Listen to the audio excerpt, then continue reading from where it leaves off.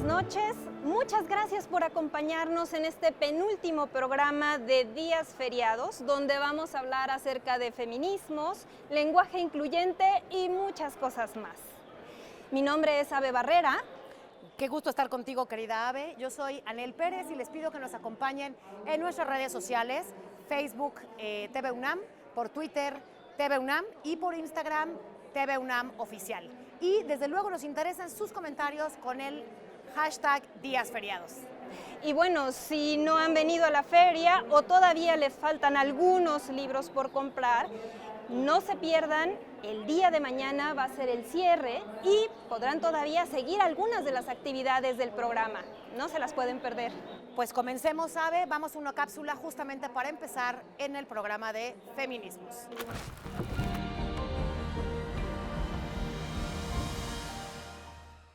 Yo llevo muchos años trabajando sobre los feminismos mexicanos y platicando con Maricruz pensamos que sería muy interesante compilar y coordinar un libro que tuviera feminismos en toda la República, cómo empezaron, cómo se construyeron y qué pensaban. Y así conseguimos 10 estados escritos por varias historiadoras. Consideramos importante que también las nuevas generaciones, las chicas feministas más jóvenes, no solo tuvieran la referencia histórica de la Ciudad de México, sino también de otros estados del país y de la República, y que también se conociera, bueno, pues hay autoras muy jóvenes y hay autoras que son un poco mayores, entonces queríamos también, Ana y yo, tener distintas voces, no solo de distintos sitios, sino también de distintas generaciones. Justamente también es el interés, ¿no? Que las jóvenes, pero también todas las mujeres y personas interesadas en estos temas puedan conocer cómo han sido los movimientos, las colectivas, los colectivos feministas en otros estados. Mucho de lo que escuchamos por ejemplo, de las chicas más jóvenes es que todo se concentra aquí, en la Ciudad de México, que tienen que venir a marchar a la Ciudad de México para que esto sea visible, ¿no? Para que sus propuestas se sean escuchadas. Y también es una intención de abrir, ¿no? Que, como ya decía Ana, de abrir la perspectiva para que sepamos, sobre todo quienes estamos en la Ciudad de México, que no todo es solamente aquí, ¿no? Aquí hay mucho movimiento, pero también en otros estados.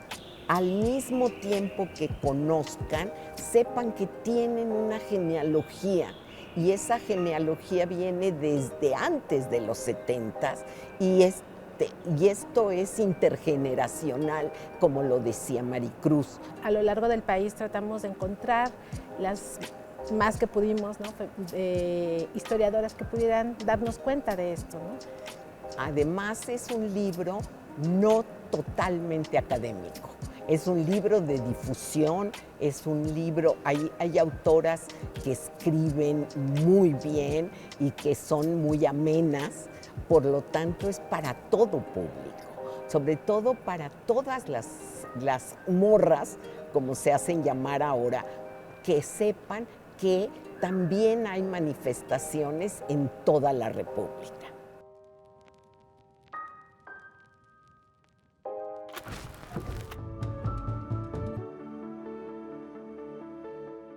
Pues estamos de regreso aquí en el Palacio de Minería y tenemos una invitada muy querida, muy querida diría yo, querida Sandra Lorenzano. Ustedes la conocen, es novelista, poeta, diría yo, una mujer de lucha por una perspectiva de género, no solo en la universidad, sino en el mundo, en la literatura. Así que muy bienvenida y gracias por aceptar nuestra invitación. Y queremos empezar con este libro, una novedad de libros UNAM junto con el Centro de Investigaciones y Estudios de Género, el CIEG, y es un antimanual. ¿Y por qué quiero empezar con esto? Le voy a hacer una brevísima lectura de algo que dice la contraportada del libro. El lenguaje incluyente no sexista es una pequeña insurrección feminista en contra de los usos lingüísticos que invisibilizan, ofenden, estereotipan, discriminan, relegan, inferiorizan, banalizan, ignoran, menosprecian, agreden, insultan, sexualizan, calumnian o ridiculizan a las mujeres y a los sujetos feminizados. Es fuertísimo estos términos que avisa este antimanual. ¿Qué les implica este tema de antimanual, Sandra? Fíjate, bueno, primero déjenme agradecerles Gracias a a ti. ambas y por supuesto a TV UNAM esta invitación. Vamos a ver, lo primero que surge cuando lees este fragmentito de la contraportada y cuando vemos el título del libro, tiene que ver con la resistencia y las luchas feministas. Claro. Cuando hablamos de manual, normalmente pensamos en algo prescriptivo que ha sido diseñado por alguien que no somos nosotras y que nos dicen hay que hablar así, las palabras correctas son estas, la forma de hablar del sujeto femenino es este, y esto es lo que acordamos los señores de las academias. Y entonces tenemos que recordar una cosa muy importante, y es que el lenguaje mismo es político. Claro. Las palabras no son inocentes. Usar ciertas palabras y dejar de usar otras es ya una decisión ética y política. Así es. Por lo tanto, si hubiera dicho libros Manual. un manual, hubiéramos dicho, híjole, un manual más. Y voy a meter un término que a veces puede parecer incómodo, pero que es importante meterlo. No importa si somos hombres o mujeres, lo que sí importa es que tanto los manuales como el lenguaje dominante han sido creados por una estructura que llamamos patriarcado. Tal cual. Que le da la preponderancia al sujeto masculino, blanco, heterosexual, etcétera, y deja fuera una inmensa, comillas, minoría, que es otra palabra que habría que politizar, inmensa minoría donde están las mujeres, las diversidades sexogenéricas, Claro. los pueblos indígenas, los pueblos afrodescendientes, etcétera, etcétera. Por lo tanto, la palabra antimanual por sí misma ya nos lleva a una propuesta política. ¿Cuál es la propuesta política de este libro? Es deconstruir ese lenguaje heredado, patriarcal, y no convertirnos en gente que no se puede comunicar con otras personas, hombres, mujeres, diversidades, sino comunicarnos desde un lugar de resistencia, desde un lugar que nos permita decir, no solo me ves como mujer, ya sea mujeres cis, trans, lo que sea, Cualquier mujer. sino que además mi habla, mi lenguaje, mi escritura te va a mostrar que tenemos otra manera de mirar la realidad y de nombrar la realidad. Claro. Entonces vamos a nombrar la realidad de otra manera. El libro además, desde el título y con esos colores y demás, que reúnen las banderas de la diversidad, de las diversidades, es un libro irreverente. Entonces recuperemos la irreverencia de la palabra, la irreverencia del lenguaje. Resulta poético decirlo así. Absolutamente. ¿No? Entonces, pues ese es el sentido para mí que tiene un libro que se llama Antimanual del lenguaje inclusivo. A mí me encanta que diga en la contraportada, el lenguaje incluyente, no sexista, es una pequeña insurrección. Tal cual, Es tal cual. bellísimo verlo como una insurrección y como un juego, porque bien lo dijiste, el lenguaje está vivo, el lenguaje nos pertenece a todos y no tenemos por qué crear una prescriptiva y caer en el mismo método de la imposición, de decir, ¿cómo tienes que hablar y por qué tienes que usar el lenguaje así asado? No, señores, el lenguaje me pertenece a mí Claro. y quiero que me represente a mí en mi identidad, cualquiera que ésta sea, y esas identidades, lo que ha hecho el feminismo es expandirlas, estallarlas, abrirlas por completo. Y me gustaría mucho que nos hablaras acerca de esta enorme expansión del feminismo, que no hay un solo feminismo, sino que hay muchísimos y que desde los años 50, un poco antes, pero ya en los 60 bien consolidado con todas estas olas que se han sucedido en la historia, se han abierto múltiples feminismos y múltiples aproximaciones políticas a esta cotidianidad y a esta manera de ser en el mundo. ¿Y cuál es el diálogo que el lenguaje permite entre todos estos feminismos para permitirnos avanzar como sociedad y plantear un cambio en la vida, una verdadera transformación? Sí, me quedo con la primera parte primero, que es esto de la insurrección que dices, porque el antimanual dice una cosa que me parece clave para ponernos en el lugar de lo libertario, porque también es eso, es la libertad en el uso del lenguaje. Claro. La libertad, y ahora lo vamos a vincular con los feminismos, las decisiones sobre mi cuerpo, la libertad en las decisiones sobre mis vínculos. Y ahí aparece una cosa interesante que dice el propio libro, que es un librito genial, que dice, a nadie podemos obligar, ojo, a nadie podemos obligar a que use el lenguaje incluyente, pero nadie nos lo puede prohibir. Exacto. Entonces, tampoco hay que pelearse con medio mundo porque van a estar los que digan, es que si cada uno habla como quiere. No, miren, ¿ustedes prefieren seguir diciéndolo así? Bueno, pero la vida, el mundo, la historia y los movimientos feministas nos están llevando a esta transformación.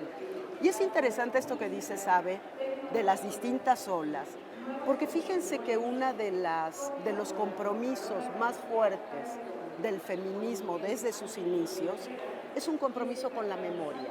Claro. Es recordar quiénes fueron nuestras ancestras, quiénes fueron las que abrieron brecha, quiénes fueron las que nos mostraron las primeras formas de lucha o de reivindicación, muchas veces a costa de su propia vida, ¿no? O de su desaparición.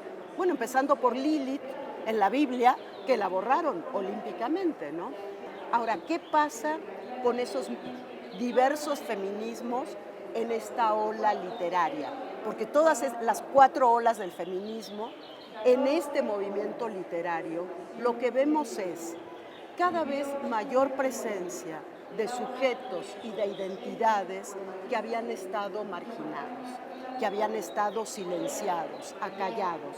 No solo las propias mujeres, sino, recordemos, ese tan productivo concepto que es la interseccionalidad. Exacto. Las mujeres, pero sobre todo las mujeres de clase baja, o las mujeres campesinas, o las mujeres de los pueblos indígenas, o las afrodescendientes, o las mujeres trans, o los hombres trans, o los no binarios, o simplemente cualquiera de las diversidades que vemos en LGBTI plus más, que como dice, paréntesis, Amaranta Gómez Regalado, gran activista trans, Mushe, ella dice, el más está bien puesto ahí al final, pero pónganlo también al principio, Claro. porque desde la época prehispánica los pueblos originarios ya tenían diversidad sexual, sexogenérica. Yo creo que tenemos el inmenso privilegio de ser parte de un momento histórico en términos de las reivindicaciones del feminismo y digamos los feminismos, para que nadie se sienta dueña o dueño de ese feminismo ni nadie se sienta excluido, ¿no? Feminismos incluyentes, feminismos cada vez más ricos, cada vez más abiertos, que son finalmente una propuesta política y de defensa de los derechos humanos. A ver, y ahí quiero estar, en este punto de los derechos humanos. Viene el 8 de marzo y ocurre un fenómeno que me interesaría encontrar desde la literatura y más allá de la literatura, que es el acto de leer la calle. Cómo leemos una marcha, cómo leemos los feminismos, cómo leemos a las mujeres haciendo activismo. Este fenómeno y pienso en el criterio de fomento a la lectura. ¿De qué hablamos cuando hablamos de literatura feminista? Y cómo leemos la calle con una perspectiva de género, porque después quiero que nos platiques también, desde luego, del trabajo que se hace en la UNAM y desde la UNAM, desde la famosa SIGU, de la cual quiero que nos platiques. Pero primero la primera parte, ¿cómo es el acto de leer los feminismos? Y más allá de los libros, ¿cómo se lee una marcha? ¿Cómo se leen estos hashtags, estos carteles que vemos cada 8 de marzo? Me encanta, Anel, que lo preguntes de esa manera, porque Fíjate que gran parte del trabajo de las escritoras feministas está pasando por el trabajo de la crónica. A veces esa crónica puede ser en prosa, pero a veces tenemos también poesía que está reflejando, está mostrando, para no usar el reflejar, que no me gusta hablar de literatura y reflejo, está mostrando lo que está sucediendo en la realidad. O las chavitas que hacen hip hop, los batallones femeninos de Ciudad Juárez, por ejemplo. Entonces, ¿cómo leemos la calle? ¿Cómo leemos la realidad? Ahí pasan cosas súper interesantes. Yo creo que hay un grupo muy fuerte de chicas que vienen del periodismo, de la crónica, y pienso, por ejemplo, en Daniela Rea, en Marcela Turati, en Paula Mónaco Felipe, en Elia Baltazar. Varias de ellas son creadoras de este grupo, colectiva, movimiento que se llama Periodistas de a Pie. Así es. No es que sea mejor que escribir novela o escribir poesía, simplemente están poniendo el foco, la atención, porque sí, la crónica tiene la responsabilidad de hablar del presente. Así es. Quienes escriben novela, poesía o cuento pueden hablar, o academia, o desde la academia, pueden hablar del presente desde otro lugar, ¿no? Más desde lo simbólico. Pero aquí hay una cosa muy potente, pero de verdad muy potente, de estas mujeres hablando de la realidad. Y hablando de la realidad desde una perspectiva desde la cual casi no se había hablado. Hasta con esa potencia y con esa cantidad de mujeres haciéndolo. Abran cualquier periódico, si bien siguen siendo mayoría los hombres, no nos olvidemos que pues el patriarcado ahí está y como muestra, y por eso vamos a estar todas en las calles el 8 de marzo en todas las ciudades del país. Así es. El nuestro sigue siendo un país feminicida. Tenemos 11 crímenes al día de mujeres por el simple hecho de ser mujeres. Entonces, terrible. ¿Cómo hablamos de esto? Yo creo que todas nuestras escritoras se lo están planteando y que leer la calle y todos estos fenómenos que tú dijiste en la calle es también una manera de autorizar a quien escribe de hacerlo de otra manera, también más abierta, también más desde la revuelta, más desde la indisciplina, que es un tema para hablar también con la academia, ¿no? Porque no estamos reivindicando las disciplinas, sino la indisciplina. Claro. Porque esa disciplina nos ha condenado al silencio e incluso a veces a la muerte. Entonces, por ahí creo que van las cosas.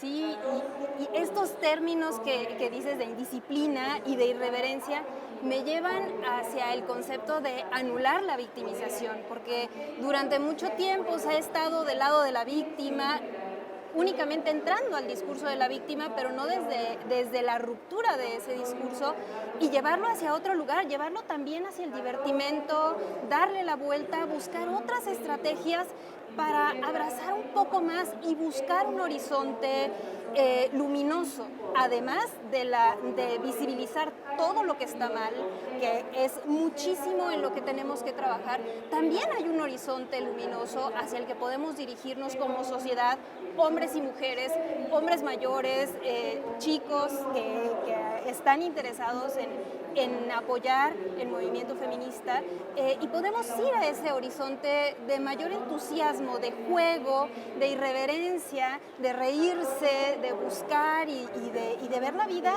con la sencillez y la naturalidad propia de los jóvenes. Sabes que las víctimas, sobre todo considerando a la víctima no solo la mujer o el hombre que es desaparecido o asesinado, sino a todo un entorno familiar, reivindican la risa y la alegría como un arma política. Eso a mí siempre me ha parecido excepcional, porque partir del dolor para decir, y dicen una cosa muy interesante, que es, no nos pueden quitar la alegría, nos quitarán todo, pero no nos pueden quitar la alegría. Entonces la alegría, desde los hijos de desaparecidos de la Guerra Sucia en México en los años 70, reivindican esa alegría como arma política. Y ahí es donde entra la cultura, Anel. Ahí es donde entra la cultura. Ahí es donde podemos bailar, cantar, generar esas herramientas que son de resistencia, pero también de propuesta, porque si no existiera esa luz, que yo llamo esperanza, no tendría sentido nada de lo que hacemos, porque finalmente lo que estamos haciendo a través de todo esto es construir para ese horizonte que a lo mejor no viviremos ya nosotras, pero sí nuestras hijas, nuestras estudiantes, y ahí entra también el trabajo maravilloso que se hace en la UNAM desde la Coordinación para la Igualdad de Género, intentando transformar. Esto no es una lucha de mujeres, es una lucha de toda una sociedad, toda una comunidad, hombres y mujeres juntas, juntos, juntes, todas las diversidades, si de verdad queremos una transformación y soñamos con bailar juntas en una marcha del 8 de marzo para decir, solamente hoy no venimos a quejarnos, no venimos a exigir, no venimos a gritar, venimos a celebrar que las cosas finalmente han cambiado. ¿Se imaginan qué maravilla? Sería una fantástico. utopía posible, hacia allá hay que construir. Hacia allá. Y bueno, nos vemos el 8 de marzo. Claro que en sí. las calles, vamos a las calles y tienen esta enorme herramienta, el antimanual, que nos permitirá responder a las preguntas incómodas en las cenas familiares y en las navidades, desde una postura muy bien argumentada y con estrategias muy puntuales, pero de una manera también colorida, divertida y entusiasta. Muchas gracias, querida Sandra, por esta deliciosa charla, la disfrutamos muchísimo. Así es. Y nos vamos ahora a una cápsula del Instituto de Investigaciones Históricas con Elisa Speckman.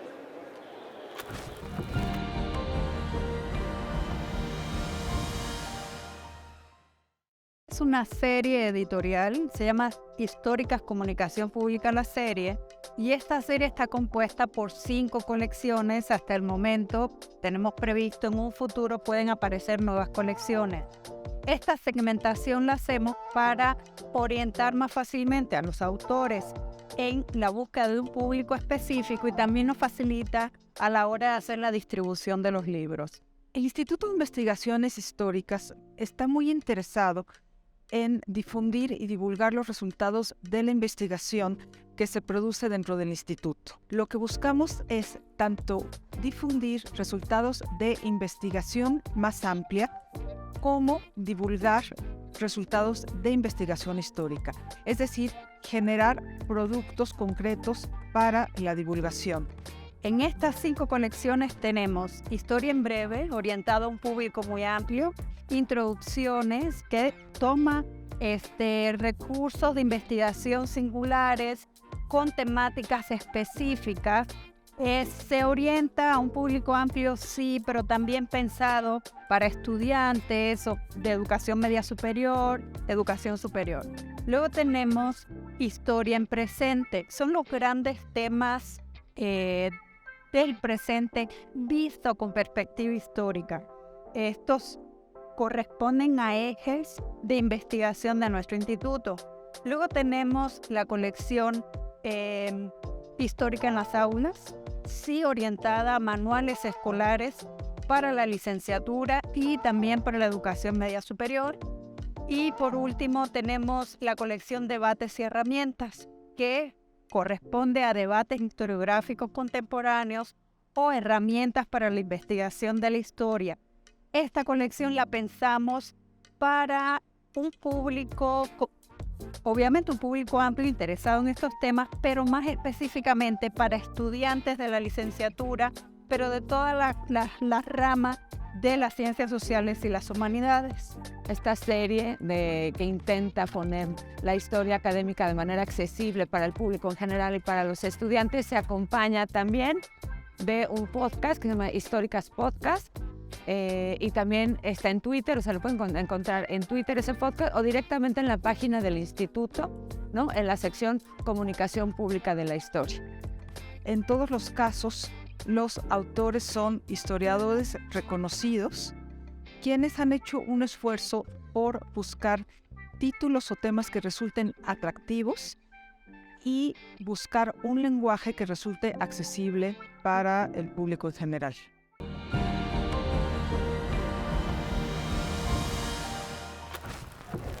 pues muy interesante este trabajo del Instituto de Investigaciones Históricas. Vamos a las recomendaciones. Ave. Bueno, mañana no se pueden perder una mesa redonda acerca de la relevancia de la documentación de las lenguas indígenas que se hablan en México y la presentación del libro electrónico México Expulsor, México Receptor, la migración en el imaginario nacional. Un trabajo fundamental.